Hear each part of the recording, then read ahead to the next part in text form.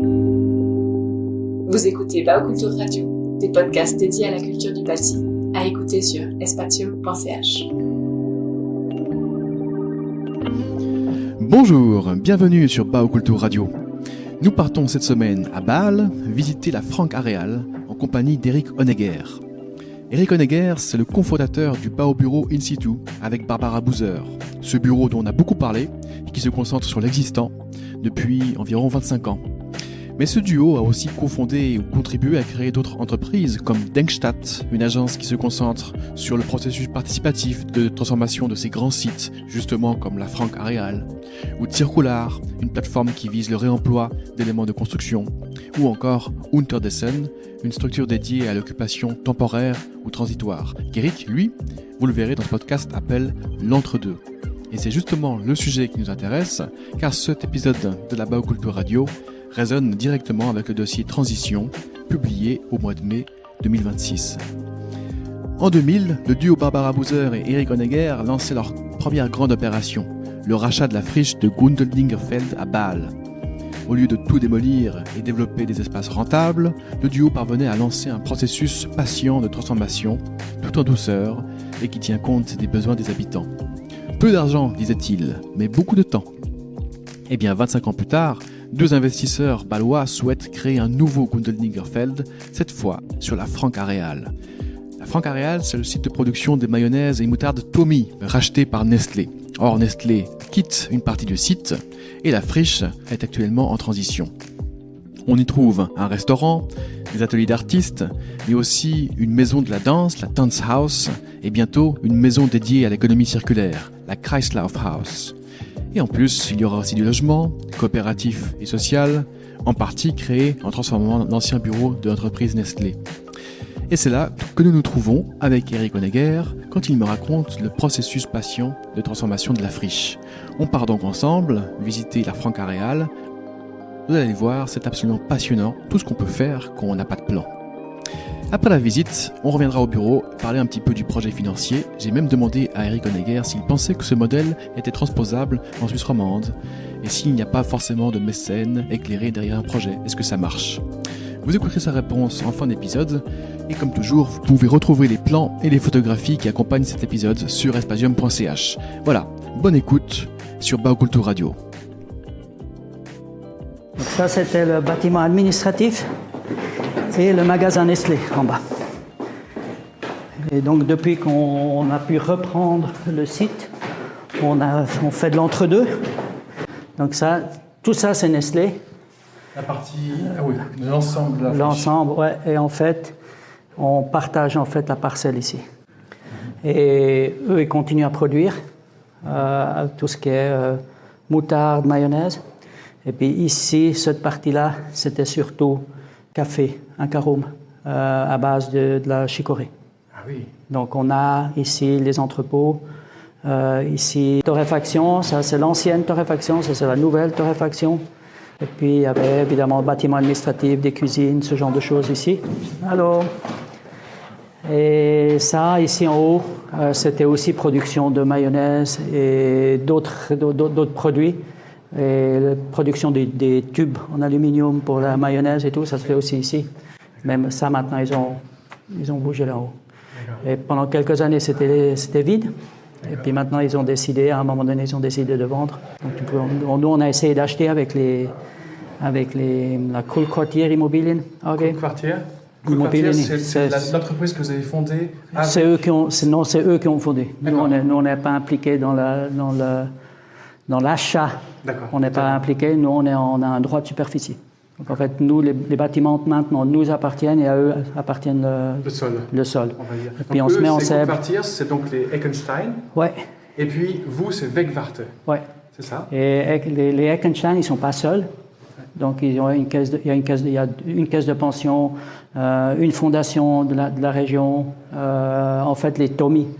Les Tommy, ils ont fait une fondation et eux, maintenant, ils font partie du Kullquartier Immobilien. Donc, en fait, ils vont ouvrir l'actionnariat, pas simplement aux Eckenstein, mais à d'autres. Donc, il y a une grosse caisse de pension et tout. Donc, là, le financement, dans cette opération-là, le financement, en fait, est assuré par la Kullquartier Immobilien. Parce que dans les autres projets qu'on a, nous, on a dû souvent organiser, si nous, on devient droit de superficie, on a souvent dû organiser nous-mêmes le financement ou alors on a accompagné les propriétaires dans leur démarche. Donc vous êtes que l'entreprise immobilière qui gère en fait ici, là, les bâtiments nous appartiennent, dans ce cas-là. Les bâtiments vous appartiennent? Oui, parce qu'on a un droit de superficie. Ça, tu sépares bâtiment et sol. Ouais. Et donc, Coolquartier, à eux appartiennent le sol et à nous appartiennent les bâtiments. Et on a comme on paye un loyer pour pouvoir parquer nos bâtiments sur leur sol. Ouais. Ça, c'est un modèle qu'on devrait élaborer, qu'on devrait diffuser plus largement en Suisse, tu ne crois pas? Si les sols appartiennent à la communauté, ce serait fantastique, oui. Ouais. Ce serait, c'est pour ça qu'on préconise qu'en fait les villes rachètent les sols et qui donnent des droits de superficie. Comme ça, c'est eux qui feraient la politique. Un. Et deux, les sols, c'est un peu comme l'air. Ça faudrait que ça appartienne à la communauté parce qu'en fait, on a besoin pour être sur cette planète. Donc, tu as besoin du mètre carré là où tu es debout. Et si ça appartient à des privés, c'est un peu difficile. Ouais, comme l'eau, comme l'air, peut-être, je ne sais pas, je ne sais pas encore, on verra. Ça dépend si on aime la mayonnaise ou pas. Donc là, on sort. Donc, on a un arrangement pour que les gens de Nestlé puissent se parquer encore ici. Donc, c'est pour ça qu'on a beaucoup de voitures. Sinon, on n'aurait pas de voitures. On a déjà commencé à avoir des locataires et à faire des transformations. Ici, là, maintenant, ça c'est l'ancien garage où ils réparaient les voitures et leurs voitures. Aujourd'hui, ça va être un endroit pour le quartier et pour faire des fêtes. Donc là, maintenant, le magasin qui est là au rez-de-chaussée, ils font leur fête annuelle ce week-end. Donc, ils sont en train de préparer. Mais nous, on fait, je dirais, à peu près 8 à 10 activités par année où on invite les gens, par exemple, pour savoir qu'est-ce qui se passe au niveau des logements ou qu'est-ce qui se passe par rapport à un Tanzhaus ou qu'est-ce qu'on fait avec la Kreislaufhaus, la maison où on va parler surtout d'économie circulaire. Donc on essaye aussi d'informer et de faire participer la population. Juste pour bien expliquer, dans le quartier, dans le projet de la Franck Areal, il y a 4 entités. Hein. Ouais. Il y a Tanzhaus, Kreislaufhaus. Ouais. Il y a Wohnen et puis tout ce qui est espace extérieur et quartier. Pour le quartier. En fait, c'est pour le quartier. Ah, vous donnez ça à l'ensemble du quartier? Oui, on essaye de faire des activités. Alors, on a dit que c'est un quartier qui est quand même assez populaire, assez pauvre, qui n'a pas une entité très claire dans la ville de Bâle. Et c'est un des quartiers aussi à un taux d'immigrés, un des plus élevés de la ville. Et il n'y a pas énormément d'infrastructures. Il y a un parc, un peu comme dans tous les quartiers. Et donc, quand on fait une transformation comme celle-ci, on réfléchit à quel usage on va lui donner. On va essayer de développer un narratif tout au départ, de savoir quel est le but final, mais c'est pas des mètres carrés ou des prix par rapport aux mètres carrés, mais c'est plutôt quelle est l'ambiance qu'on veut avoir, qui c'est qu'on veut qu'ils viennent sur le site, et ce qui va après être le guide, un fil rouge un peu. Donc c'est pas un but qu'il faut atteindre, on ne se donne pas non plus une date limite, mais c'est plutôt un cheminement, un narratif que je puisse dire. Voilà ces 4 thèmes. Et avec ça, on peut commencer dès le départ, après avoir analysé le site et les espaces, voir quel est leur potentiel d'utilisation. On essaye de transformer le moins possible, ce qui fait après des loyers bas. Et tout d'un coup, il y a d'autres utilisations qui sont possibles parce qu'on n'est pas dans des loyers où seulement des entreprises peuvent se le permettre, mais tout d'un coup, ça peut être aussi des privés qui utilisent ça comme hobby room ou qui peuvent démarrer leur entreprise parce qu'on n'a pas des loyers très hauts, parce qu'on n'a pas vraiment investi énormément. Ouais, je comprends. Donc en fait, il y a tout un processus au départ et on démarre, au premier jour, on démarre aussi d'utiliser les locaux. Donc on ne les laisse pas vides, ça reste pas vide, donc c'est occupé tout de suite, donc ça continue à faire partie du quartier.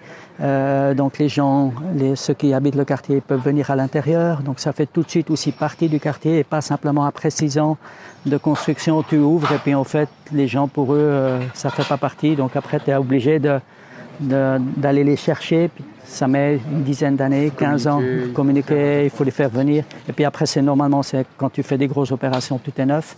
Donc en fait, il n'y a plus non plus ce lien à l'histoire, aux gens qui ont travaillé là, à les odeurs qu'ils ont eu à côté. Donc en fait, tu essayes le plus rapidement possible, ou même pas avoir d'entre-deux. Simplement, tu continues, mais c'est simplement l'utilisation qui change. Une question très bête. Comment est-ce qu'on décide qui a le droit d'utiliser un espace pour faire de la peinture ou réparer des vélos ou une start-up ou je sais pas quoi, et qui n'aurait pas le droit? Parce qu'à un moment, il faut bien répartir les choses. Et j'imagine qu'il y a plein de gens qui sont intéressés à avoir accès à ces espaces. Donc il faut quand même un arbitrage à un moment. L'arbitrage se fait dès le départ. C'est pas porte ouverte, le premier venu reçoit. D'accord. Ça, il faut essayer de trouver en fait le lien entre le narratif et le locataire potentiel. Donc vous faites une sorte de commission qui va regarder les dossiers, évaluer selon le narratif. Souvent, on cherche activement les gens. Ah bon? Ou c'est du bouche à oreille. On fait pas de campagne, par exemple, de recherche on fait pas de campagne de recherche de locataires. Vous laissez venir. On laisse venir ou on utilise d'autres systèmes. On fait par exemple une ou deux soirées sur l'économie circulaire. Comme on est dans ces milieux-là, on sait à qui il faut écrire. Et on dit qu'il y a un potentiel pour des entreprises, des startups comme ça, qui travaillent dans l'économie circulaire, d'avoir un emplacement. Et donc on commence à informer. Donc en fait, c'est toujours un échange entre ce que nous on dit et ce que les gens ont besoin. Et en fait, à ce moment-là, on se trouve ou on ne se trouve pas. Ouais, mais c'est rarement les chemins classiques de location. Ça peut arriver, mais je me souviens plus quand la dernière fois on a dû vraiment faire ça comme une agence immobilière avec une annonce ou comme ça. Ça, en fait, on ne fait jamais. Ah oui. Ce qu'on fait au tout début, ce qui est très important, c'est en fait d'inviter les voisins. C'est une des premières choses quand on a un narratif, et ça, normalement, on l'a assez rapidement. C'est en fait, on fait c'est pas une réunion, c'est un workshop avec tous les milieux concernés du quartier. Mm-hmm. Donc que ce soit politique, que ce soit habitants et tout. Association, l'association du quartier, les associations qui s'occupent des enfants dans le quartier. Il y a les privés. Les privés aussi peuvent venir. Donc on a environ ici, je crois qu'on avait 120 personnes. Ah oui. Et on fait un café mondial. Et nous, au départ, on dit dans quel contexte eux, ils peuvent donner leurs envies ou leurs besoins. Mais on donne un cadre dans lequel. Donc c'est pas je veux une piscine. Dès le départ, ça ne fait pas partie du cadre. La piscine et la place de foot ne font pas partie du cadre. D'accord. Parce qu'on définit en fait le cadre dans lequel tu peux participer. Et en l'occurrence, ce sont des activités... Alors ça vient en fait de la population qui vient du quartier. Donc en fait avec ça, on arrive à aller chercher en fait les besoins. Et à la fin c'est 2 jours normalement ou une journée. Et à la fin en fait, c'est les groupes qui priorisent les activités qu'ils ont trouvées qui étaient les plus... C'est eux-mêmes qui décident le cadre. Plus ou moins décident, parce qu'à la fin c'est quand même nous qui décidons. Mais c'est en fait, on va chercher en fait... C'est pas nous qui décidons ce que le quartier a besoin, c'est plutôt les gens qui décident pour eux-mêmes, ou en tout cas les groupes qu'on a invités. Et le problème inverse, s'il y a des gens qui occupent un espace et ils causent des problèmes de bruit, de je sais pas quoi, et puis finalement on aimerait s'en débarrasser, c'est possible ça? Oui. Comme partout. Alors on est différents, mais quand même aussi très similaires.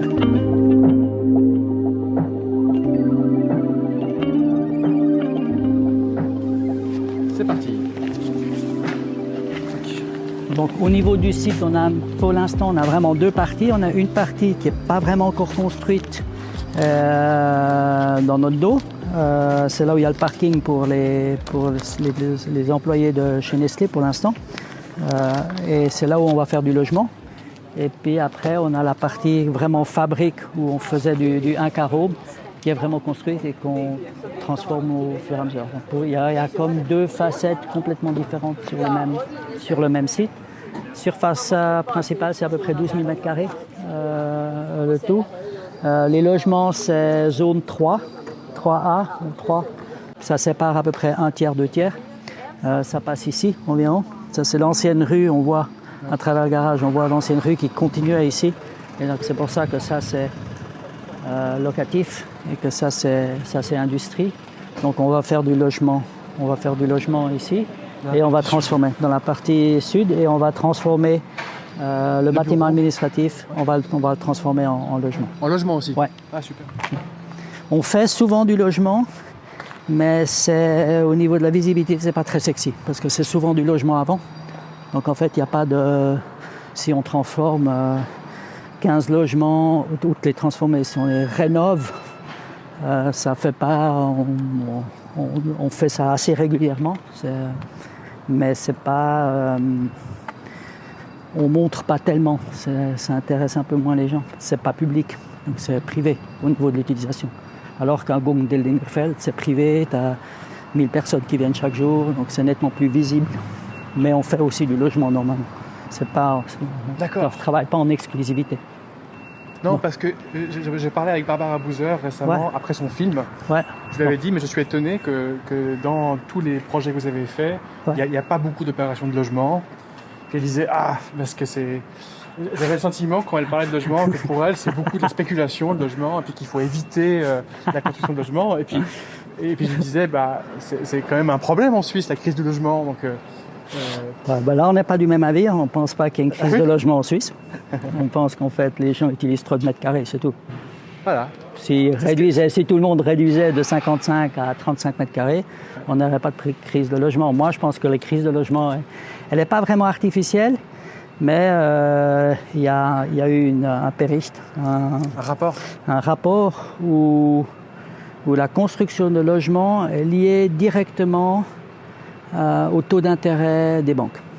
Ah voilà. Ça veut dire si les taux d'intérêt sont bas, tous ceux qui construisent des logements, ils vont construire des logements. Bien sûr.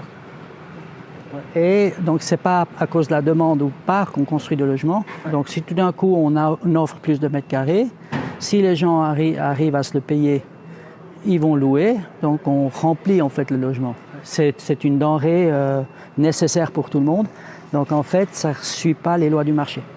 Et tout de même, les gens ont besoin de beaucoup plus de surface aujourd'hui parce que ce sont souvent des familles séparées, des gens célibataires avec enfants, etc. On a changé la structure de la société, donc ça explique qu'on a besoin de plus d'espace, non? Non, qu'on ait besoin de plus d'espace, oui, mais qu'on ait vraiment une crise de logement parce qu'on est à 0,5 à Bâle. Donc ça, je pense que c'est...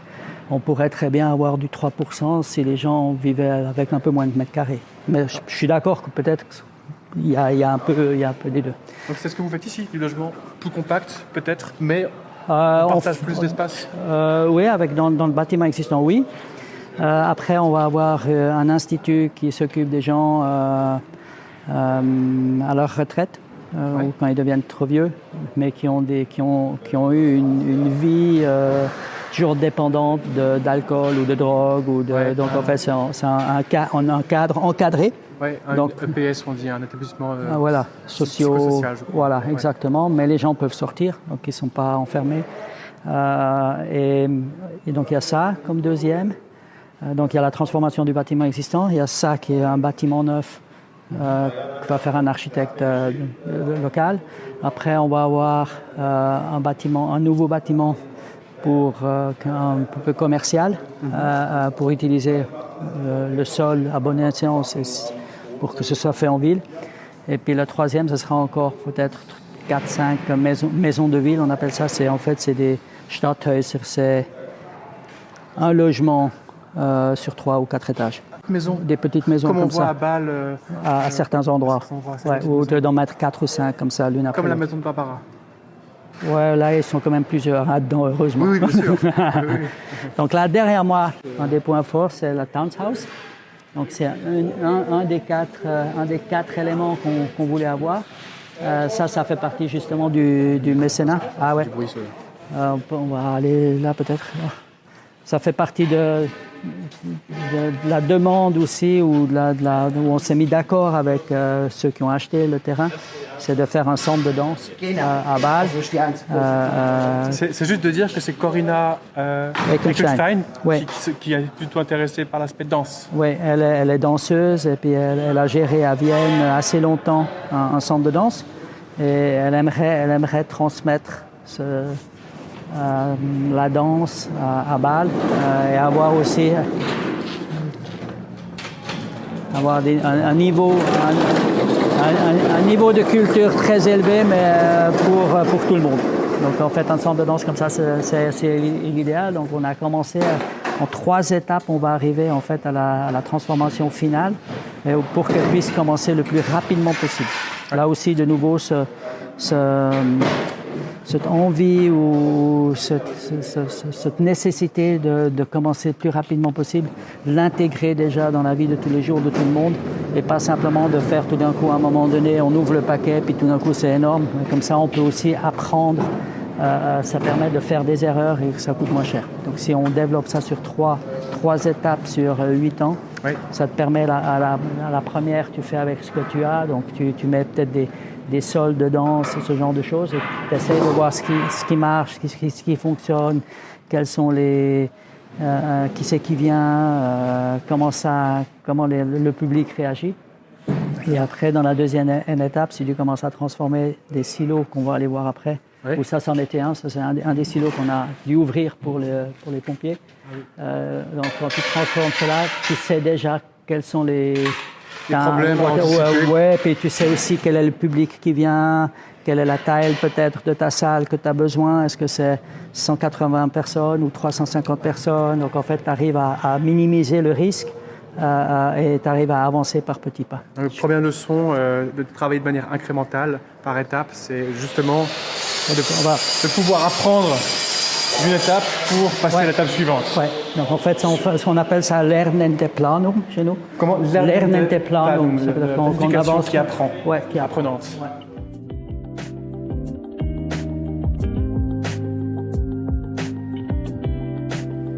Là, ça c'est un locataire. Je ne sais pas s'il est là. On va voir si on peut vite voir. Nova Silo. Ga je me snel da rein schauen? Einfach nur schauen und dann wieder rauslaufen. Ist gut? Danke. Donc on va chez un locataire qui a loué un de ces silos. C'est là où était entreposée la chicorée. C'est super. Ce côté-là, c'est une construction en béton. De l'autre côté, c'est une construction en briques. Ça a été construit en 2 étapes. On a 10 silos comme ça. Ils font à peu près 120 mètres carrés. Il faut s'imaginer, c'est 120 mètres carrés, 12 mètres de hauteur, des murs lisses jusqu'à peu près à 8 mètres 50, 9 mètres.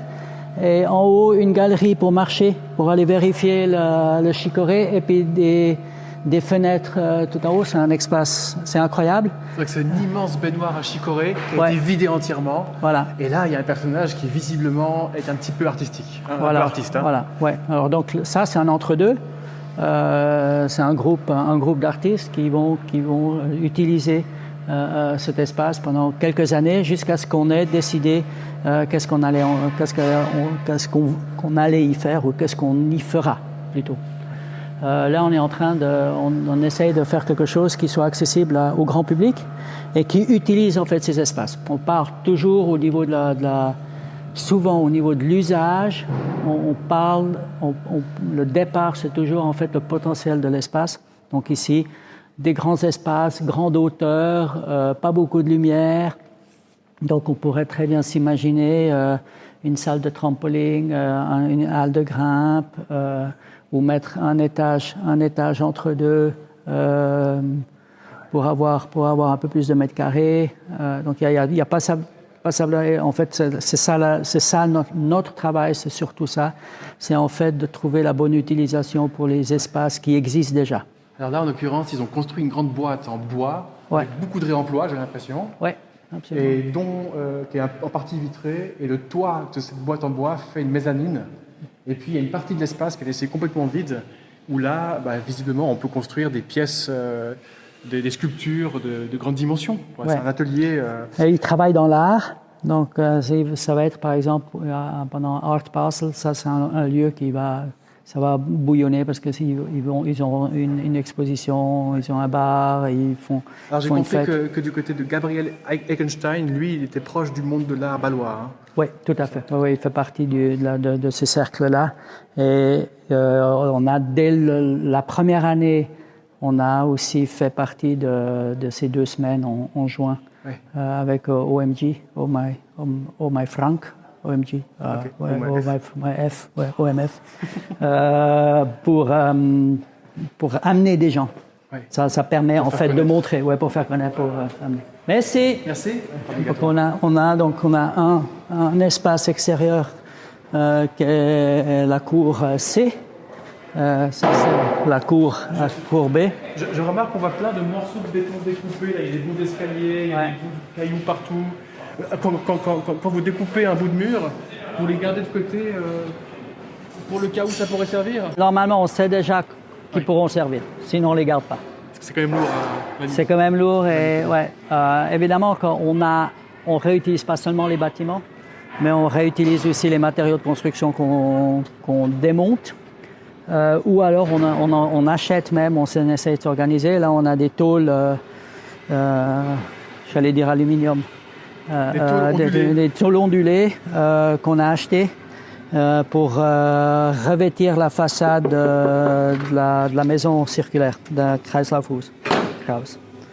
Donc on choisit, on achète en ayant regardé la couleur pour être sûr qu'on n'a pas besoin de repeindre. Ah oui. Ça veut dire qu'on va pas réinvestir de l'énergie à repeindre en fait ces tôles, seulement on va les nettoyer puis on les utilise telles qu'elles sont. Et ça dure encore 30-40 années, donc c'est, au niveau de la durée, c'est pas un problème. Pour des questions esthétiques ou parce que c'est une protection? Non, parce que si on fait des façades, il faut qu'on isole, il faut qu'on isole, donc il faut protéger l'isolation, donc il faut mettre quelque chose. Ouais. Et ça, il y a beaucoup sur le marché, il y a beaucoup de tôles ondulées ou de tôles comme ça, aluminium ou comme ça, donc c'est facile à trouver et on peut choisir un peu ces couleurs qu'elles aillent ensemble. On n'arrive jamais à faire toute la même. Donc ici, il y a partout des morceaux de bâtiments éparpillés sur le sol. Il y a des bruits de chantier à côté. Au fond, Frank Areal, c'est un peu un chantier habité par des gens. Oui, tout à fait. Il faut accepter cette condition aussi qu'on vient ici. Oui, et ça va, les premières 8 ans, ce sera comme ça, tout le temps. Ça veut dire que c'est quand même assez, donc ceux qui ont besoin de silence, comme ça, c'est pas tellement l'idéal. Et quand on démonte quelque chose ou on détruit quelque chose, on réfléchit très bien à ce qu'on garde ou pas. Là, on doit faire une protection par rapport à Nestlé à côté. Là où il y a le truc de chantier, là, la bâche de chantier. Et en fait, on a démonté beaucoup de tuyaux un peu partout. Donc en fait, on va utiliser les tuyaux pour faire cette séparation vers Nestlé. Les tuyaux réemployés en barrière. Voilà, en barrière, ouais. Et c'est en fait... Et Nestlé est d'accord, donc on leur a posé la question, et en fait, il faut que ça corresponde à leurs besoins. C'est-à-dire que ça doit faire plus de 2 mètres et on ne doit pas pouvoir l'escalader. Oui. C'est tout. Donc au niveau de l'esthétique, ils trouvaient ça encore drôle, donc alors on va vraiment le faire. C'est pour ça qu'on a beaucoup de tuyaux là qu'on a récupérés. Les petites tailles, grosses tailles, différentes couleurs. Ouais, ça fait l'esthétique un peu steampunk de Frank Ça fait un peu, Areal. ouais, absolument.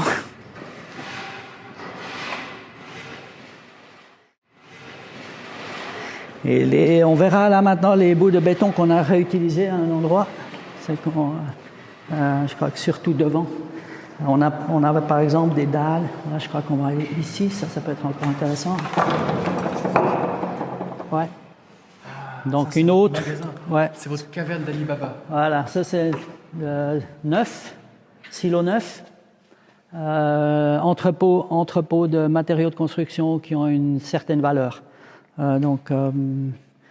Ou qui se détériorent à la pluie, ou certains tubes, ou ce genre de choses, mais aussi les anciennes garde-robes, certaines choses qu'on achète aussi, qu'on entrepose ici. Et en fait, à la fin, quand tout sera construit, normalement, ça devrait être vide. Ça, c'est le but, en fait. Donc là, on trouve des canapés, des vieux fauteuils. Ouais. Ça, on n'est pas tous très pas envie de les garder, non, on n'est pas très, on trouve ça pas très cool. C'était tout au début, on a commencé à ramasser beaucoup de choses, mais par exemple, tout ce qui est caillebotis, ça, tu peux le réutiliser comme barrière, tu peux l'utiliser au sol, tu as beaucoup de possibilités. Évidemment, tout ce qui est verre isolé, tu peux l'utiliser. Évidemment, tout ce qui est bois, porte, ce genre de choses. Par contre, les imprimantes, le matériel informatique, c'est plus difficile. Ça, c'est nettement plus difficile. Oui. Ouais. Et des lavabos. Évidemment. Donc, quand tu fais du réemploi, tu as à peu près 3 ou 4 catégories.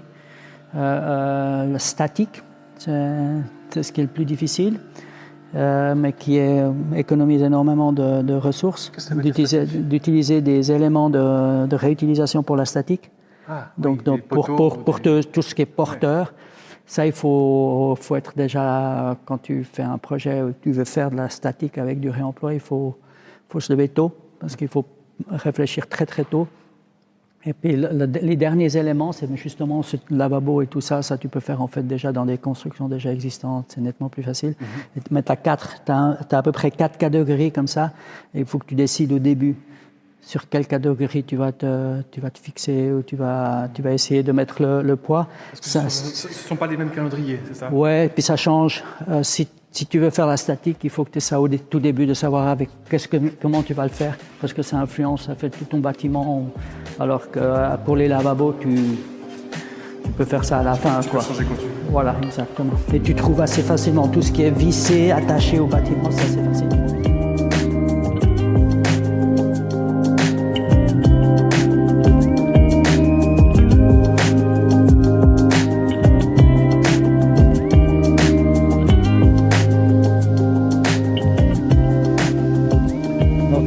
Dans la cour A, qui était couverte qu'on a repris, ce qui est en fait par rapport au feu pas possible, donc on a dû enlever, mais aussi parce que comme ça on peut aussi amener de la lumière. Et on a le bâtiment qui fait 7 étages, je crois, 1, 2, 3, 4, 5, 6 étages. C'est le bâtiment 21-22, où Nestlé avait, à tous les étages, ils avaient entrepôt ou comment on appelle ça, où ils produisaient mayonnaise et moutarde. Maintenant, ils ont repris tout dans les bâtiments d'à côté, donc ils ont vidé. C'est là ici où on fait la maison de l'économie circulaire. Ah, voilà, donc c'est une maison de à peu près 80 mètres de long, j'ai l'impression, en voilà, travée, c'est ça. Voilà. Et avec 6 des étages. plateaux libres, ouais. Des fenêtres en bandeau, mais anciennes. Ouais. 5 étages sur rez, donc c'est un sacré volume en fait. Ça, c'est énorme, c'est un tiers de la surface qu'on aura louée à la fin. Plancher. À peu près. Ouais, au début, maintenant, avant de faire les logements. Donc on va essayer de remplir ça avec des entreprises qui participent ou qui fondent l'économie circulaire, que ce soit des startups ou des entreprises qui existent déjà. Donc pour qu'il y ait un thème dans ce bâtiment-là. Et au rez-de-chaussée, on est en train d'organiser on a créé une entreprise qui va s'occuper surtout avec les matériaux de construction. Donc avoir un endroit de savoir-faire, quels matériaux de construction, comment on les applique, combien de CO2 on arrive à sauver ou combien de CO2 on dépense, d'avoir un endroit où on arrive à localiser la discussion sur l'économie circulaire dans la construction. Avec ça, il y a une ambition de créer un pôle de compétences national, régional, et qui pourrait concurrencer un peu ce qui se fait dans les Fachhochschule, dans les hautes écoles, voire dans les EPF. Non, c'est plutôt ce qui s'est ouvert là maintenant dernièrement à Crissier. Il y a à Crissier et il y a Baumaterial Central Zurich. Ouais. Et il y a un pendant. À Crissier. Voilà. Et en fait, c'est à ce niveau-là. Ah, c'est plutôt à ce niveau-là que. Donc, c'est pas au niveau études et compétences scientifiques. D'accord. C'est plutôt. Il n'y a pas de recherche, c'est plutôt accès et communication et événements. Plus que. Et donc, ça, ce serait au ré, là où on a accès, puis après, d'autres entreprises en haut, et ça peut être production ou bureau. On va aller dedans, si c'est ouvert. Je ne suis pas sûr. Ici, on verra. Je ne suis pas sûr que ce soit aussi ambitieux que ce que vous. Non, mais au moins, ça fait partie, en fait, du... Ouais, je n'ai pas ouvert. Je n'ai pas de clé, malheureusement. Donc, on ne va pas pouvoir aller dedans. Et là aussi, on a dû ouvrir tout ça pour avoir tout ce qui est feu. Ah oui. C'est pour qu'en fait, les pompiers puissent rentrer. Oui. Donc, et ça, c'est aussi un... Et pourquoi la structure acier reste pour le toit qui a été enlevé? Vous avez enlevé les panneaux de verre ou de structure, là? Exactement. Là, derrière, on a enlevé parce que les pompiers doivent pouvoir monter avec leur échelle. Ouais. Et donc ici, on va le garder comme structure en fait pour plantation, pour qu'on peut monter. Donc on a déjà commencé là, tout de suite. Donc c'est de l'agrément, mais aussi une protection solaire. Ouais. Et dès le départ. C'est du houblon, ça. Hein c'est du houblon. Ouais. Ouais, c'est ce qui pousse très vite, non? Ouais, c'est ça. Toutes les années, ça repousse, non? C'est ça? Ouais. Ouais. Et en fait, ce qui est intéressant, c'est qu'en fait, il faut mieux le faire maintenant, tout de suite. Avant de faire autre chose, c'est de planter déjà. Parce que ça prend quand même pas mal d'années. Donc, dans 10 ans, ce sera extrêmement vert, alors qu'on n'a pas encore de locataires aujourd'hui. Ouais. Donc, on commence par... Voilà, exactement. D'ailleurs, au Gondeldingefeld, on a fait la même chose. Et c'est impressionnant comment c'est vert. C'est vert aujourd'hui. Là-bas, il y en a 2 qui sortent d'un entre-deux. Donc, c'est vraiment un entre-deux. C'est des contrats différemment. Si tu es locataire ou si tu es un contrat d'entre-deux, c'est pas les mêmes contrats.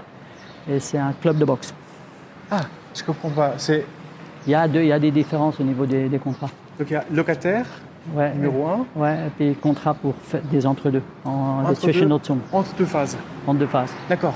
Alors eux, ils savent qu'ils devront partir après, je sais pas, 2-3 ans. Peut-être qu'ils s'établissent, ou alors on les change d'endroit, puis ils restent quand même. Ça dépend un peu comment ils s'intègrent. D'accord. Donc ça dépend. Que ceux qui ont un contrat d'occupation comme locataire, eux, ils savent qu'ils vont rester. Ouais. Donc, pour résumer, il y a 2 types de contrats. Il y a les contrats d'occupation temporaire. Zwischennutzung, c'est des gens qui vont rester pour une période déterminée, éventuellement prolongeable. Ouais, ou même s'ils s'établissent et on trouve qu'ils s'intègrent bien, tu peux leur donner finalement aussi. C'est pas obligatoirement qu'ils doivent partir. D'accord. Et là, ça c'est un club de boxe qui cherchait quelque chose. Donc là, on commence, mais ça peut très bien. Le club de boxe pourrait très bien rester aussi. D'accord. Il n'a pas de.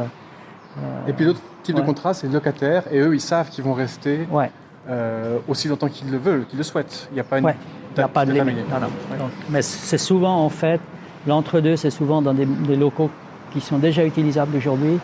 Et où tu peux commencer pour que ce soit déjà utilisé, qu'il y ait déjà une vie, qu'il y ait des gens qui rentrent. Parce qu'on sait que ces locaux-là, ils vont être transformés par la suite, c'est ça? Oui. Mais on n'a pas besoin de les transformer tout de suite. Ça nous permet aussi d'échelonner les transformations sur pas mal d'années, au lieu de devoir faire tout au début pour avoir une certaine rentabilité. Ces projets-là, partout, on est obligé de... Il faut que ce soit économique à la fin, quand même, pour que ça survive. Après nous, il faut que ce soit qu'on ne soit pas dépendant de subventions. Mais alors, est-ce qu'il y a des gens qui doivent déménager temporairement parce que vous allez faire un chantier? C'est possible. C'est possible. Ouais. Alors, on essaie. Alors, pour certaines utilisations, ça ne va pas. Si quelqu'un, je sais pas, fait torréfier du café, s'il aura installé son installation, ça va être difficile de le bouger pour 6 mois et puis qu'il revienne à l'endroit, par exemple. Donc là, on essaie plutôt de faire des choses qui sont déménageables. Le portail, là, c'est de la réutilisation. Et puis aussi le sol, là, tu vois.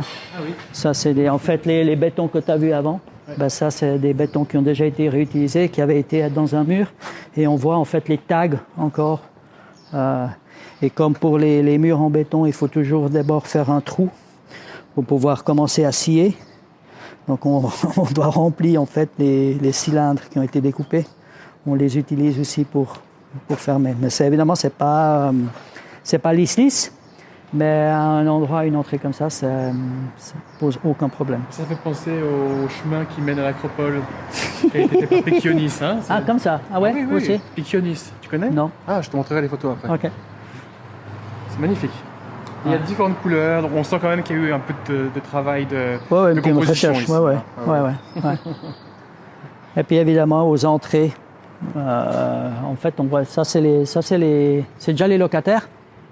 Donc en fait, la parcelle, elle a été transférée en plus ou moins il y a une année, en juin l'année passée. Ah, super. Donc on a quand même une trentaine de locataires déjà. Oui. Je vois qu'il y a Bar au bureau in situ à Gay, ça c'est vous? Ouais. Mais c'est pas votre adresse principale quand même? Non, là ici, comme on a 8 personnes ou 10 personnes qui travaillent sur ce projet, on a ce qu'on appelle un project filiale. Ouais. C'est en fait c'est une filiale où les gens ils viennent ici le matin, ils travaillent pas au bureau principal, ils travaillent ici. En fait, on a 2 endroits comme ça et 3 filiales classiques, je dirais. D'accord. Ah, Zurich, Bâle et Rolle. Et Rolle? Ah, oui. 4 personnes. Ah oui, bien sûr. Ouais. À la gare, là, directement. Ouais. C'est vraiment la pieuvre de Bar au bureau dans son empire. Voilà, exactement. C'est ça le but. Un Lyle Lager. Lyle Lager, là, on peut emprunter des outils. Ouais. Tu payes un abonnement annuel. Et puis tu peux aller chercher perceuse, aspirateur, boule disco. Donc il n'y a pas seulement des outils. Il y a... qu'est-ce qu'on peut encore? Ça, c'est quelqu'un qui va ramasser de la nourriture et qui le redistribue. Puis évidemment, ça c'est une association qui s'occupe... Circular Intelligence. Ouais, donc c'est la circularité, mais au niveau de l'intelligence. La circularité des idées. Voilà, mais ce serait en fait, c'est en relation avec la circularité des ressources. Donc c'est les deux là. Celui-là et celui-là, en fait, ils font partie ensemble. Après, tu as un collectif qui a où ils travaillent avec les mains. Hôtel Regina. Ouais, tu connais de Meuren. Il y a un hôtel Regina à Meuren. C'est un hôtel qui était tenu par quelqu'un où ils ont vendu et puis c'est une coopérative qui a racheté. Et ils font des journées de travail. C'est très beau comme hôtel. Et eux, en fait, ils se sont créés plus ou moins à la même époque. Mais ça, c'est plutôt la génération en dessous. C'est des personnes qui doivent avoir autour de 30 ans et qui, en fait, ils ont un atelier de travail ensemble. Normal, ok, eux, ils font ils récupèrent des cuisines Foster qui sont en métal. Ah oui. Et ils les revampent. C'est pas amélioré, ils les mettent à niveau, ils changent les roulettes, si devant tu as un bug, ils transforment et puis après ils revendent ça. En fait, c'est un type de réutilisation, mais entre-temps... Du reconditionnement. Voilà. Ouais. Donc eux, ils font du reconditionnement. Alors ici, c'est le bureau, c'est pas leur atelier. Et puis, qu'est-ce qu'on a encore qui est intéressant? Ouais, là, évidemment, là, dans les trucs où on était, puis évidemment, la Kulturhaus, le Tanzhaus. Ouais. Ici, sur ce plan, on voit assez bien les quatre points forts. Donc, la maison de la circularité au nord, après la cour A, et puis après tout ce qui est ici jaune, c'est tout ce qui est quartier, plus ou moins. Ouais, Sensen, silo, orangerie, silo, rösterei. Ouais, donc en fait, c'est tout ce qui est en fait autour de la cour B. D'accord. Et puis après, Tanzhaus, tout ce qui est rose. Et puis la partie du parking où ça devrait être bleu, mais comme on n'a pas encore de logement, c'est pas encore bleu. Et ce qui était important, c'était le premier locataire vraiment qu'on a eu, qui est pour une longue durée à côté de la Tanzhaus, c'était un restaurant gastronomique. Ah, d'accord. Où on peut aller manger à midi, boire un café le matin. Très important. Très important. Ça te permet, puis ça te permet d'avoir le droit de venir sur le site. Si tu vas acheter un café, c'est que tu as le droit d'être là. Si tu as le droit d'acheter une bière, c'est toujours c'est grand public le site. Ouais, ça veut dire qu'il est ouvert au public. Ah, je comprends, ça ouvre. Ouais, ça ouvre. Ah, ouais. Oui. Et donc le logement, il va se faire ici en périphérie, hein? Ouais, donc en fait autour ici. De la Bureau House. Ouais, ici là, comme ça. Et ce garage, il va être intégré au logement? Et il va jusqu'ici le logement. D'accord. Celui-là, on le garde. Et après le garage. Ouais. Et puis après ici, il y aura. Ça, ce sera plutôt. Sur le parking. Ouais, du commercial là ici. des bureaux, non, plutôt bureau, plutôt atelier ou quelque chose comme ça, avec éventuellement un parking pour remplacer ces 50 parkings ici, mais plutôt un parking en silo, parking mécanique. Donc la partie logement, elle est ici. Ouais. Et cette partie logement. Jusqu'ici, parce que ça aussi, ce sera transformé. Parce que le bureau house va être transformé en logement. Ouais. Donc après, tu as une cour intérieure pour le logement, ici. Avec le bâtiment qui vient ici, ça te fait une cour arrière quand tu rentres. Et après, tu rentres dans la partie avec... donc tu aurais une cour, 2 cours, 3 cours, 4 cours, 5 cours. Et tu peux passer de cours en cours comme ça. La partie logement, elle sera attribuée à qui? Est-ce que les gens qui sont déjà quelque part, qui font partie un petit peu de l'animation de ce quartier ou qui occupent un peu les locaux, est-ce qu'ils seraient privilégiés s'ils cherchent un logement ici? Ou c'est pas forcément le but? Non, c'est pas le but. Donc on a ce qu'on avait dit, le MES, non. Oui, EPS, c'est un EPS ici, logement protégé. Ouais, donc lui, il est ici entre le bâtiment existant et pour la place qu'il a besoin. Donc ça fera à peu près 42 ou 48 chambres. Donc c'est quand même pas mal. On construit sur 3 étages avec possibilité de rajouter au cas où tout d'un coup on pourrait changer la zone. Mais on fait avec ce qu'on a. Donc on construit déjà avec la zone 3 au lieu d'attendre d'avoir 5A et de construire plus tard. Donc, mais c'est possible qu'il y ait un changement d'affectation sur cette zone, hein, et on passe à la W5. Oui, mais par contre, on pourrait construire maintenant 3. Après, on peut faire la demande que ça passe en 5A.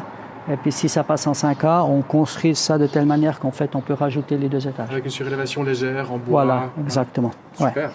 Donc, celui-là aussi, donc là, ici, on ferait plutôt une coopérative qui reprend toute la maison. On espère garder le rez-de-chaussée, que ce soit public, avec le Leilager. Et donc, en dessus, on transformerait les bureaux en logement. On a déjà fait ça à 2 ou 3 endroits pour Hobelwerk, je crois, et avec Pensimo aussi une fois. Et puis après, ce qui reste ici, ça c'est pour ces maisons de ville. Ce qu'on disait, qui reprend un peu ce qui est en face. De ce côté-là, on a plutôt des maisons individuelles que des bâtiments locatifs. Et qui seraient vendus comme maison privée? Non. Location. Non, on ne vend pas.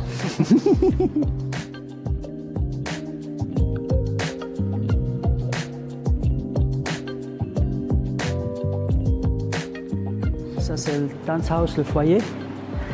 Et quand tu vois, en fait, on a laissé, par exemple, les traces au sol de ce qui était là avant. Donc, les trucs jaunes. Ah oui, bien sûr. C'est pas nous qui avons... Ça n'a pas été fait.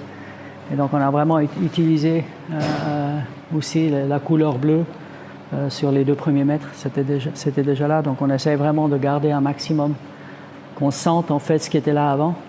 Mais on rajoute le nécessaire pour que l'utilisation puisse fonctionner.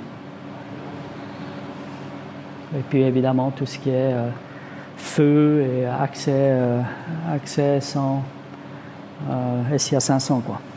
SIA 500 et puis après les normes d'acoustique. Acoustique. Ouais. Très important. Ouais. Un peu de luminaire.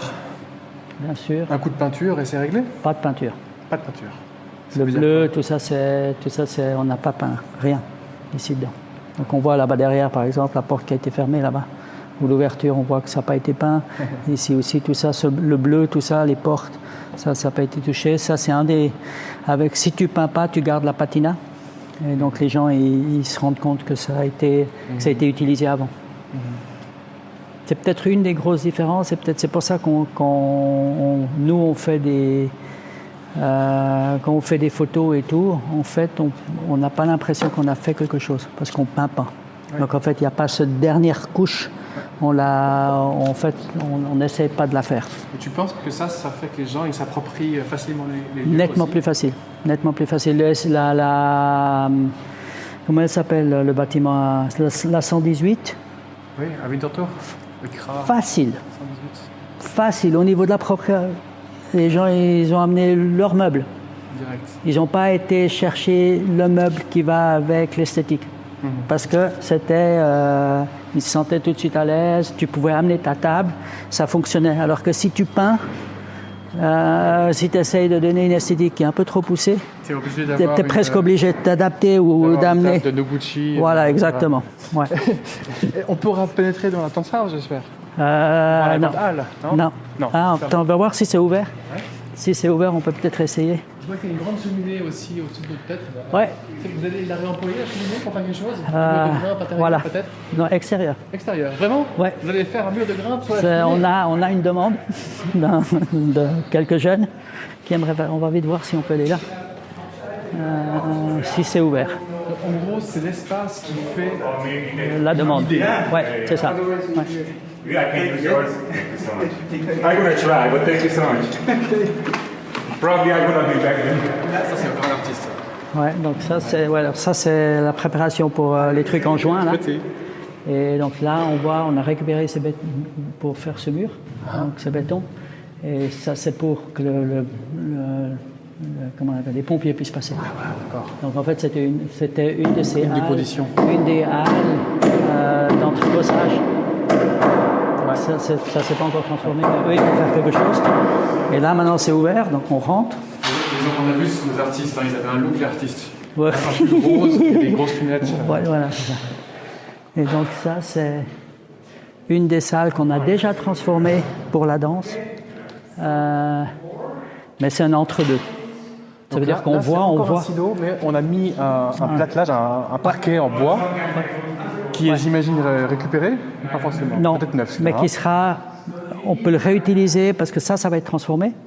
Et donc on peut l'enlever puis le remettre. Ça crée une atmosphère tout de suite beaucoup plus chaleureuse, un peu soft comme ça. Ouais. Il y a une lumière aussi autour qui change la lumière. Ouais. Et là, ce sera plutôt pour danser. Ça, c'est pour danser avec pas de gradins. Les gradins, et puis ici, tu en as une d'origine ou qui est vide, mais avec les lumières aussi déjà. Donc ça donne assez bien. Et puis là, on a ouvert pour pouvoir aller garde-robe, toilette, ce genre de choses. Donc en fait, ça, c'est l'entre-deux du centre de danse. Les salles de spectacle et d'apéritifs et tout ça. Les fenêtres ont été fermées pour ne pas avoir la lumière d'extérieur et si on fait du bruit pour pas que ça dérange les voisins. Ah ouais. Mais c'est des espaces c'est impressionnant. incroyables. C'est impressionnant, ouais, c'est sûr. Ça capte Ouais. non seulement les artistes, les architectes, mais n'importe qui. Ça c'est spécial. Ouais. Une sorte de pôle cubique. Vous avez des problèmes d'acoustique par contre. Hein. Ici, oui. À côté. Là, ici, on n'a pas fait de...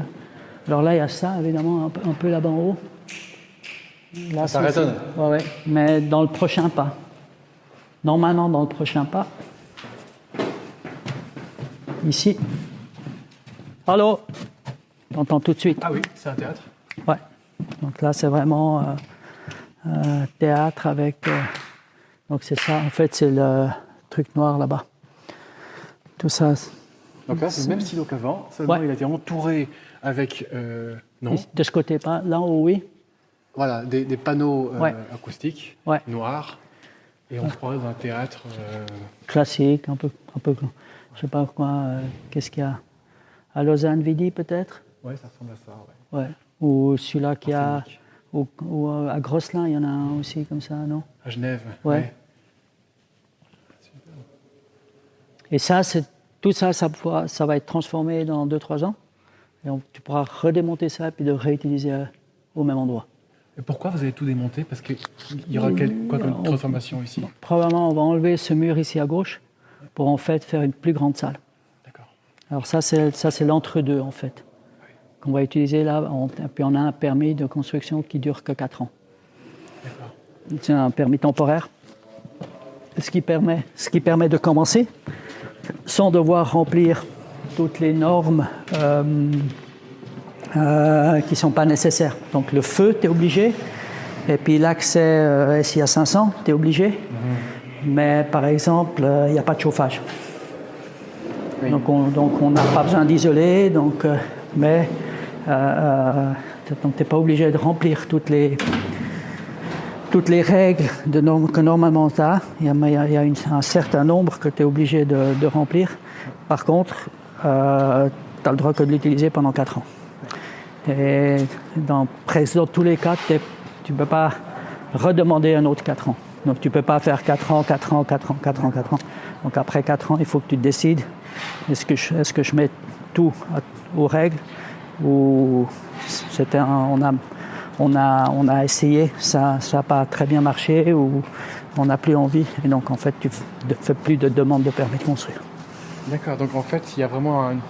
Là aussi, nouveau. Oh, magnifique, le chemin avec les dalles de béton qui ont été posées à la Piccionis. Voilà, exactement. Et puis évidemment aussi déjà la verdure de côté.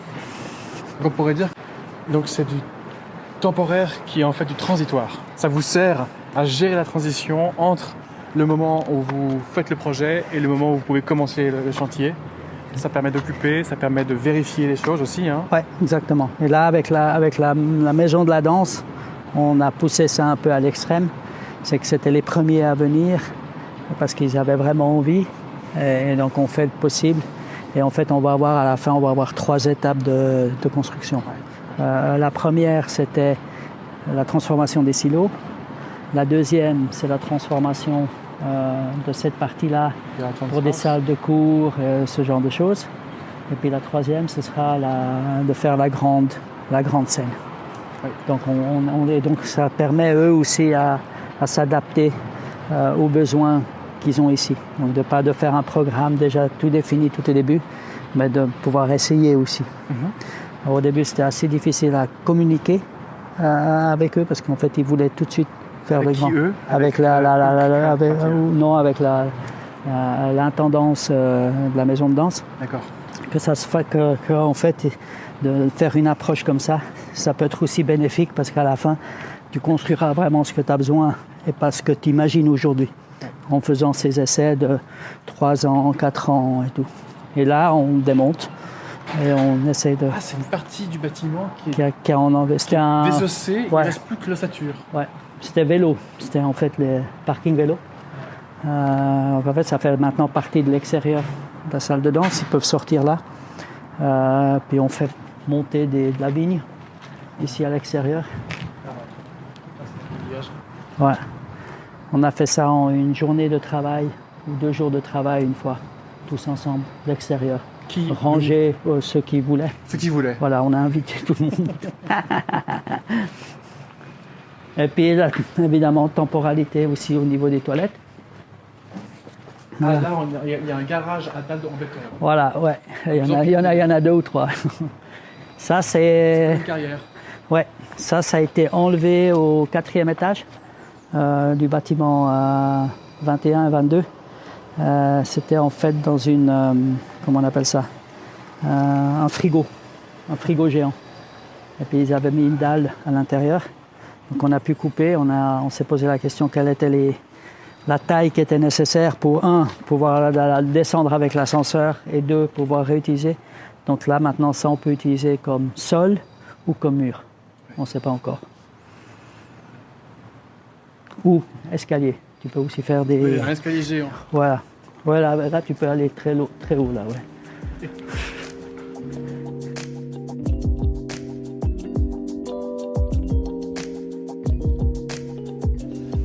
Donc c'est une démonstration qu'on peut construire de manière incrémentale sur un site et pas tout raser et tout refaire à la fois. Mais là, il faut quand même revenir sur l'histoire d'origine parce que, si j'ai bien compris, une partie de la aréale, de la friche, était déjà en voie d'acquisition. Elle était pratiquement achetée quand vous êtes arrivé. Mais il y a eu une opposition des voisins qui vous a servi en fait, hein, qui a permis que vous fassiez le projet. Ça a commencé même avant. On a essayé de l'acheter déjà dans le premier tour. Ouais. Mais là, on n'a pas offert assez. Ouais. Donc c'est quelqu'un d'autre qui a eu le droit d'acheter en fait. Mais lui, il a posé la condition qu'il fallait que le terrain soit vague. Parce que c'est un développeur, une table rase, c'est un développeur classique. Donc en fait, la condition, c'était plus de bâtiments, donc en fait, minimiser les risques. Et souvent, en fait, en prenant les risques, on arrive à être plus rapide et obtenir les terrains, ce qu'on a démontré déjà plusieurs fois.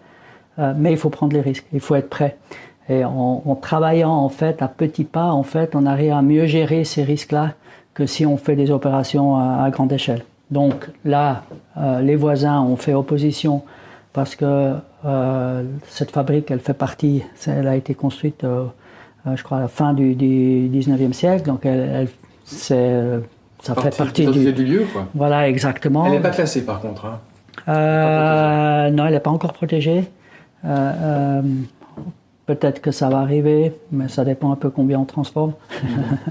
Par contre, ce qu'il y a, c'est qu'en fait, les voisins voulaient que ça reste. Ils ne voulaient pas un gros chantier, et surtout qu'on a encore Québec à côté, qui va être un très très gros chantier pendant encore pas mal d'années. Donc en fait, ici, les voisins sont battus pour que ça reste.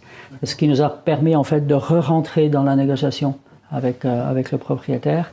Et on a pu reprendre, donc surtout les Eckenstein avec la Grootquartier immobilienne. Voilà, eux, c'est, disons, les investisseurs principaux, ouais. Mais ils sont allés chercher d'autres investisseurs pour créer un groupe qui s'appelle le Kultkvartier, ouais. Qui rachète ça. Eux, ils prétendaient vouloir refaire un petit peu le coup de Gundelingerfeld. Oui, c'est plutôt au niveau de l'ambiance, je crois. Ah oui. C'est pas le modèle qui les a intéressés, mais c'est plutôt l'ambiance que Gundelingerfeld, c'est à peu près la même taille. C'est 12 700 m² de surface de parcelle. C'est aussi un droit de superficie où nous, on est propriétaire depuis l'an 2000. Donc en fait, ça fait passer 25 ans qu'on gère cet endroit. Et là-bas, on a fait un centre de quartier. Donc ça, c'était le narratif à l'époque, ou l'histoire, ou encore aujourd'hui, ça n'a pas changé. On a pris le parti dans un quartier où il y a 20 000 habitants de créer un centre de quartier qui n'existait pas encore à l'époque. Il n'y avait pas de centre de quartier, il n'y avait pas d'endroit où le centre de famille était à côté d'un endroit où on fait les assemblées générales des associations, par exemple, ou un théâtre. Il n'y avait pas de théâtre, il n'y a pas de cinéma, il n'y a pas de salle. En fait, il n'y a pas énormément dans ce quartier-là. C'était un quartier qui était surtout logement et industrie, avec quelques places et des écoles, mais pas vraiment autre chose. Donc en faisant ce centre de quartier, on a réussi à amener, en fait, d'avoir un endroit où il y a tout d'un coup un focus, et toutes les utilisations et tous nos locataires, on les a choisis s'ils avaient, au niveau de ce qu'ils proposaient comme fonction, s'il y avait quelque chose qui était bénéficiaire pour le quartier. Ah, voilà. Donc en fait, c'était ça le choix, ce qui fait en fait, et dès le départ, dès le premier locataire, donc en fait, ça automatiquement, ça devient un centre de quartier parce que tout le temps, ils trouvent quelque chose pour soi. Donc, que ce soit des enfants, aux vieilles personnes, aux immigrés, aux handicapés, aux ceux qui veulent culture. Donc en fait, il y a tout. Ouais. Et ça intéresse les Eckenstein, en plus de leur passion qui sont la danse, et l'art et l'économie circulaire. Ouais, exactement. Okay, ouais. Donc on arrive à mettre ça l'un sur l'autre, et notre analyse c'était que c'était un endroit qui était propice pour maintenant ce type d'histoire ou de narratif qu'on a. Par contre, eux, ils vont pas retirer beaucoup de bénéfices de l'opération. Ils vont récupérer à la fin du droit de superficie, ils vont récupérer le bénéfice. Dans combien de temps 80 ans. 80 ans. Ils sont patients, là. Ouais, c'est pour leurs petits-enfants. On paye un loyer pour avoir la maison qui est un peu moins ce qu'il y a du marché, mais on paye quand même quelque chose. On paye évidemment tous les prêts qu'on reçoit. Il faut qu'on paye des taux d'intérêt assez classiques. Pour tout ce qui est commercial, bureau, c'est entre 2 et 2,5%. Donc là, il n'y a pas de... Donc en fait, il faut qu'on fonctionne de manière économique avec un certain rabais au niveau du loyer pour avoir nos bâtiments sur leur terrain. En contrepartie, on doit suivre certaines... donc la danse, l'économie circulaire. Donc nous, on est d'accord aussi de le faire. Donc en fait, ça... C'est pas vraiment un deal, mais ça permet à certains endroits peut-être d'aller un petit peu plus bas que des locations de marché pour pouvoir tout d'un coup avoir quelque chose qui est vraiment intéressant d'avoir sur place. Donc de baisser un petit peu les loyers. Et ça permet aussi de créer du logement finalement qui sera accessible à Bâle. Disons, il n'y aura pas un rendement haut, mais plutôt un rendement, disons, classique, mais il faut que ça couvre les coûts. Ouais, donc il faut qu'on bouge dans un milieu économiquement sain. Donc on est obligé de pouvoir rembourser les prêts, on est obligé de pouvoir réinvestir s'il faut refaire la façade. Donc on n'a pas des passe-droits que dans des affaires immobilières classiques. Alors quel est l'intérêt des Eckenstein? Parce qu'eux, ils sont les enfants d'un personnage, Thomas Eckenstein, qui était lui-même, je crois, architecte, mais qui a surtout fait une fortune dans le pétrole, l'hôtellerie. Donc c'est un personnage comme ça qui était, paraît-il, farouchement anticommuniste, si j'ai bien lu. Et puis il avait... ce côté-là, je connais pas l'histoire. C'était un personnage, on va dire, en couleur, un petit peu ce personnage d'investisseur des années Thatcher et Reagan, quoi, on peut imaginer. Et puis qui avait son axe de mécénat le plus proche de l'intérêt à l'architecture, c'est quand il va financer la construction de la maison des singes au zoo de Bâle, ce qui aurait provoqué l'incompréhension de ses enfants. À part reprendre une revanche personnelle sur leur papa, quel est l'intérêt finalement qu'ont les Eckenstein dans cette affaire? Moi, je pense qu'en fait, c'est pas lui qui a fait fortune. Je crois que c'est ses parents. Je crois qu'il était déjà héritier donc de Ciba-Geigy, l'entreprise de pharmaceutique. Moi, je pense qu'en fait, il a assez bien placé la fortune pour que les enfants n'aient aucun besoin dans leur vie de tous les jours, mais qu'en fait, ils n'aient pas encore vraiment accès non plus à l'héritage. Mais c'est ma lecture à moi. Donc c'est pas une officielle. Et donc là maintenant ils ont la possibilité de faire quelque chose pour la ville de Bâle. Donc d'amener cette culture de la danse, d'essayer de promouvoir l'économie circulaire. Donc en fait, et pour ça ils avaient besoin dans un endroit. Il faut ce genre de choses, il faut pouvoir l'ancrer à un endroit sur terre. Et donc en fait ils cherchaient cet endroit-là et on a pu faire ça ensemble. Alors, est-ce qu'il faut des gens comme ça pour faire des projets comme ça? Est-ce qu'il faut qu'il y ait des mécènes éclairés pour réussir à faire des projets qui ne sont pas axés uniquement sur la rentabilité? Non. D'après moi, non. C'est plutôt une exception dans notre curriculum qu'on a maintenant depuis une trentaine d'années. C'est la première fois où on a vraiment un mécène qui vient avec un but aussi précis, mais qui correspond aussi à nos buts. Donc on n'a pas dû changer notre fusil d'épaule, on n'a pas dû changer la manière dont on pense le monde. Toutes les autres affaires qui ressemblent un peu à celles qu'on est en train de faire là maintenant se font dans des conditions économiques classiques. Par contre, ce qui est moins classique, c'est de quelle manière on a approché le développement de ces sites industriels. Que ce soit le Kondeldingerfeld, que ce soit Lagerplatz, que ce soit Hanro Areal, c'est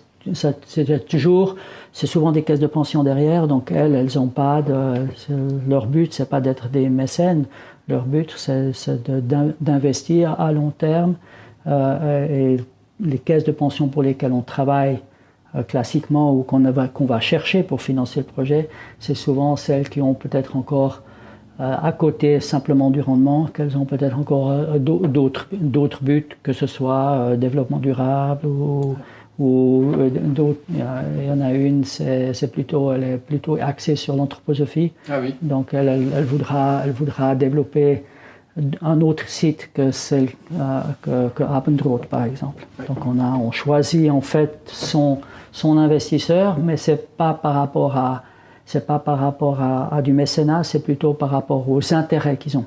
Oui. Donc que leurs valeurs correspondent à ce qu'on va faire ensemble. Donc en fait c'est plutôt à ce niveau-là qu'on cherche son partenaire. Ouais. Oui. Parce que je me suis demandé dans le cadre de ce dossier thématique, je m'intéresse au transitoire. Alors j'ai regardé des histoires intéressantes à la caserne de pompiers Victoria à Berne, qui est très intéressant, à Lucerne au Neubad. Ouais. Là aussi vous êtes impliqué d'ailleurs. Victoria aussi. Victoria aussi. Ouais. Ah oui, Victoria aussi. Ouais. Vous êtes un peu partout au fond. Et dans ces histoires, à chaque fois, une fois ça appartient à la ville, une fois au canton, donc c'est les terrains publics. Et puis, j'écrivais qu'on arrive à ne pas systématiquement opposer activités socio-culturelles, associatives, versus création de logements. C'est ça qui m'intéressait à Berne, à Lucerne et maintenant à Franck, mais aussi à Winterthur avec Campo. Ouais.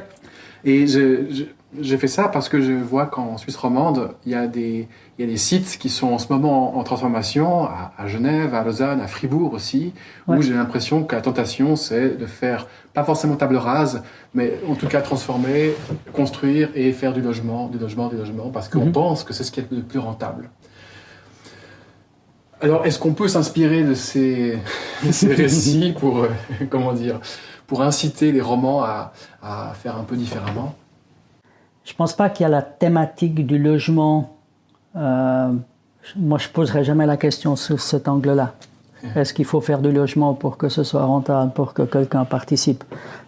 C'est plutôt, est-ce que ça fait du sens d'avoir du logement à cet endroit aujourd'hui, ou est-ce qu'il y a vraiment un manque de logement à cet endroit-là, ou est-ce que quel type de logement on peut faire avec la danse à côté, ou avec dans la population dans laquelle on est? C'est plutôt alors que pour beaucoup d'investisseurs, évidemment, le logement, c'est ce qui est le plus sûr parce que tout le monde doit se loger. Donc, en fait, on arrive toujours à louer ou à vendre ses appartements. Donc, là, c'est plutôt une logique de financier et d'investisseur et pas de faiseur de ville.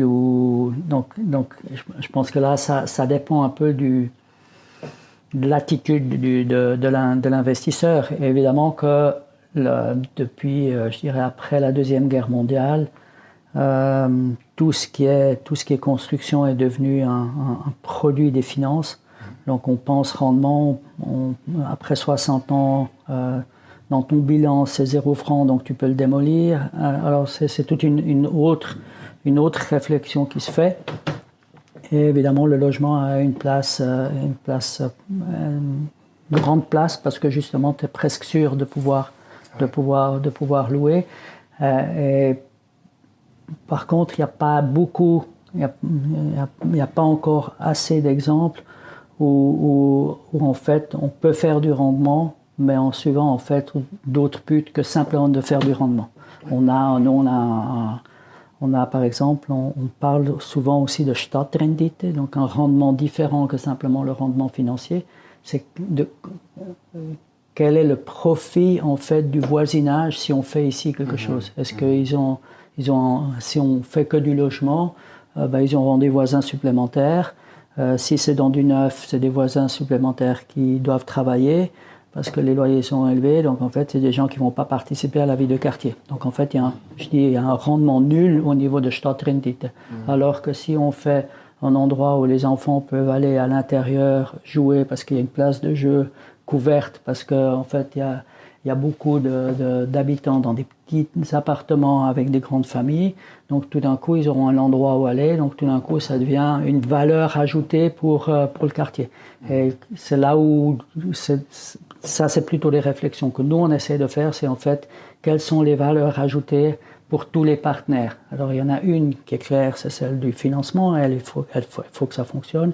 Mais il y en a plein d'autres qu'on arrive à gérer en choisissant le bon locataire, en écoutant quels sont les besoins, en essayant de ne pas trop investir dans les bâtiments, comme ça les loyers restent bas. Donc tout d'un coup, il y a plus de possibilités de choix au niveau des locataires. Et donc ça, en fait, ça se répercute à tous les échelons de décision qu'on a à prendre. Donc en fait, c'est toujours une approche extrêmement large. En résumé, il n'y a pas une recette miracle qu'on peut appliquer partout. Par contre, il y a une méthode, et c'est de dire on laisse le site déterminer les besoins. C'est le site même et la population qui est là qui va finalement amener la programmation et donc les changements à venir. Et vous, ce que vous savez faire, c'est une méthode pour pouvoir mettre ça en œuvre de manière incrémentale. On s'est rendu compte assez tard que cette méthode existait. On a commencé à faire surtout. Et on parle d'un triangle. C'est le lieu. Et de construire avec le lieu, mais le lieu c'est les bâtiments et l'endroit où c'est, mais c'est aussi le voisinage, c'est les gens qui habitent déjà là.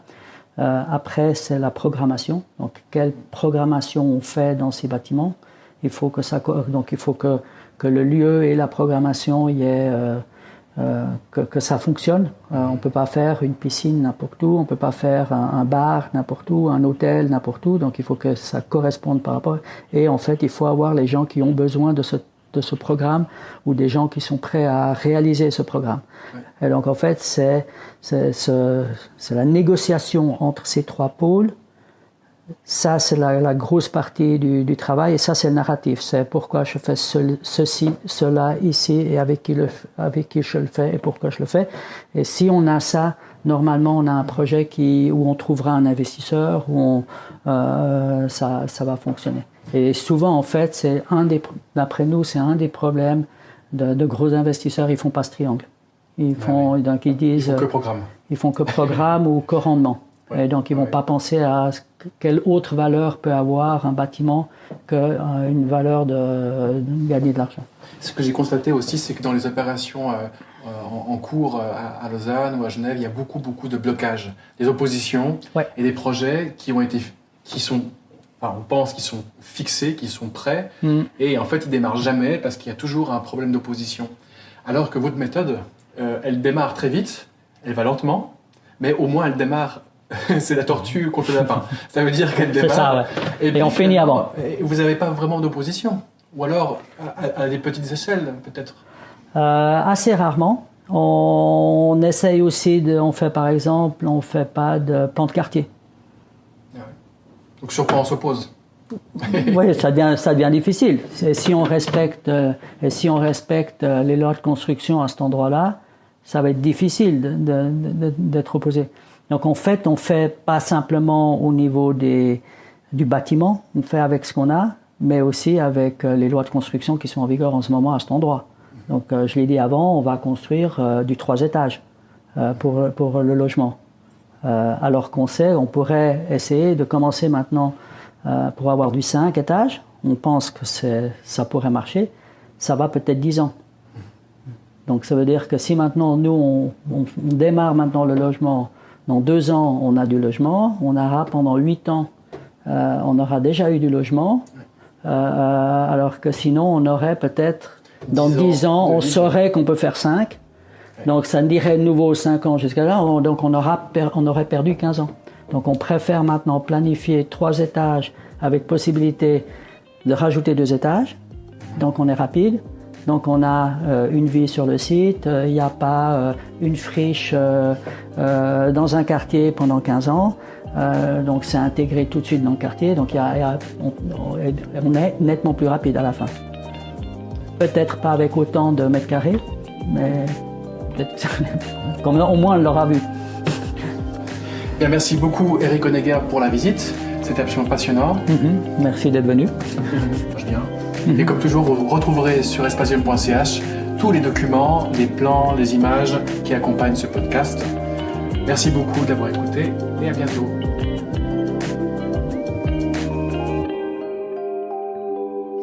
Architecture, ingénierie, paysage, urbanisme, patrimoine. Vous écoutez Baucultur Radio, des podcasts dédiés à la culture du bâti, à retrouver et écouter sur espatium.ch.